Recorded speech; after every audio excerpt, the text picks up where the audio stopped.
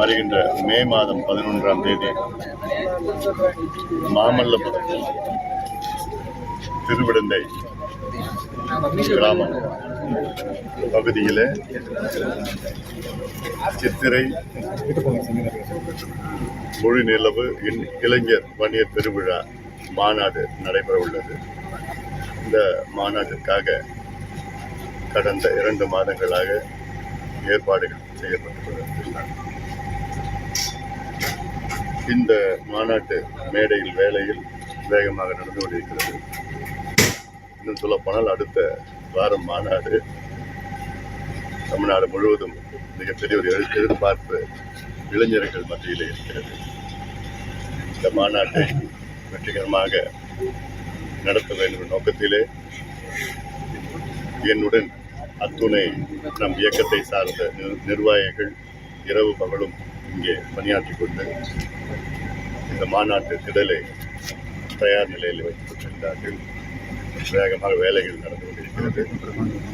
இந்த மாநாடு அமைதியான முறையில் எந்த பிரச்சனையும் இல்லாமல் சுமூகமாக நடக்கும்.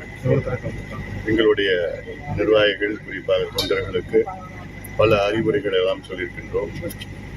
அமைதியாக வந்து இந்த மாநாட்டில் கலந்து கொண்டு இங்கே மாநாட்டில் சொல்கின்ற செய்திகள் எல்லாம் உள்வாங்கி வீட்டுக்கு அமைதியாக செல்ல வேண்டும் என்று நாங்கள் பல முறை வலியுறுத்தியிருக்கின்றோம். மாநாட்டுக்கு வருகின்ற அந்த பாதை, இந்த ரூட்டும் சொல்லியிருக்கிறோம். எந்தெந்த மாவட்டத்தில் எந்தெந்த ரோட்டில் வரணும், எப்படி வரணும், எங்கே பார்க்கிங் இருக்கிறது, பேருந்துகள் எங்கே நிற்கலாம், வேன்கள் எங்கே நிறுத்தலாம், இதெல்லாம் திட்டமிட்டு சொல்லியிருக்கிறோம். காவல்துறை முழு ஒத்துழைப்பு தருகிறார்கள். அந்த வகையில் இந்த மாநாடு வெற்றிகரமாக நடத்த வேண்டும் என்று எங்களுடைய எண்ணம். இந்த மாநாட்டினுடைய நோக்கமே சமூக நீதி அடிப்படையில் இந்த மாநாடு. சாதிவாரி கணக்கெடுப்பு மாநில அரசு நடத்த வேண்டும், மத்திய அரசு நடத்துவோம் என்று அறிவித்திருக்கின்றார்கள். அதற்கு மருத்துவர் ஐயா அவர்கள் சார்பிலும் பாட்டாளி மக்கள் கட்சி சார்பிலும் பிரதமர் மோடி அவர்களுக்கு எங்களுடைய நன்றிகளையும் வாழ்த்துகளையும் தெரிவிக்கின்றோம். மருத்துவர் ஐயாவுடைய 45 ஆண்டு கால கோரிக்கை அது, போராட்டம் அது. எத்தனையோ பிரதமர்களை மருத்துவர் ஐயா அவர்கள் சந்தித்தார்கள். கடந்த காலத்திலே ராஜீவ்காந்தி அவர்களையும், VP சிங் அவர்கள், வாஜ்பாய் அவர்கள், மன்மோகன் சிங் அவர்கள், மோடி அவர்களை சந்தித்து இறுதியாக இப்பொழுது மோடி அவர்கள் அறிவித்திருக்கிறார்கள். அது போதாது எங்களுக்கு இங்கே தமிழக அரசு ஜாதிவாரி கணக்கெடுப்பு சர்வே, இந்திய புள்ளிய விவரம் சேகரிப்பு சட்டம், இந்தியன் ஸ்டாட்டிஸ்டிக்கல் ஆக்ட் 2008 படி சர்வே எடுக்கணும். சர்வே எடுத்தால்தான் தமிழ்நாட்டில் உள்ள பின்தங்கிய மக்கள் முன்னேற முடியும். உதாரணம், இடஒதுக்கீடு பெறுகின்ற மக்கள், அதாவது தமிழ்நாட்டில் 377 சமுதாயங்கள் இடஒதுக்கீடு பெறுகிறார்கள்.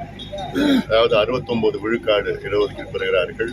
அதில் MBC 20%, BC 30%, SC 18%, ST 1%. எங்களோட நோக்கம் என்னன்னா, இந்த 69% இடஒதுக்கீடு பெறுகின்ற மக்கள் யாருக்கு கிடைக்கல, யார் அதிகமாக தட்டி செல்கிறார்கள், யாருக்கு இன்னும் போதலை, யாருக்கு சுத்தமாக கிடைக்கல, இது தெரியணும்னா மாநில அரசு தான் கணக்கெடுப்பு நடத்தணும். மத்திய அரசு கணக்கெடுப்பு நடத்த முடியாது. மத்திய அரசு நடத்துகின்ற கணக்கெடுப்பு ஒரு மேக்ரோ லெவல். தமிழக அரசு எடுத்தால் அது மைக்ரோ லெவல். அதாவது மத்திய அரசு ஜாதிவாரி கணக்கு நடத்தினா அது வெறும் 5 கேள்வியோ 6 கேள்விகள் தான் கேட்பாங்க. மாநில அரசு, தமிழக அரசு எடுத்தால் கிட்டத்தட்ட 70 கேள்விகள் 75 கேள்விகள் கேட்கணும். தெலுங்கானாவில் 75 கேள்விகள் கேட்டிருக்காங்க. 56 முதல் கேள்விகள், 19 துணை கேள்விகள். அது கேட்டு அத்துணை புள்ளி விவரங்களும் சேகரித்தா அது மாநில அரசு தான் பண்ண முடியும்.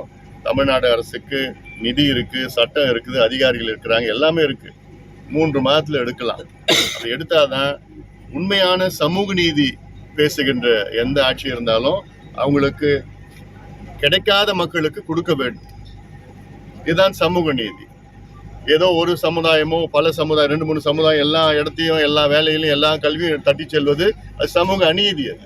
அதை தெரிந்து கொள்ள வேண்டும் என்றால் தமிழக அரசு உடனடியாக இங்கே எடுத்தால்தான் இது போன்ற புள்ளி விவரங்கள் சேகரிக்க முடியும்.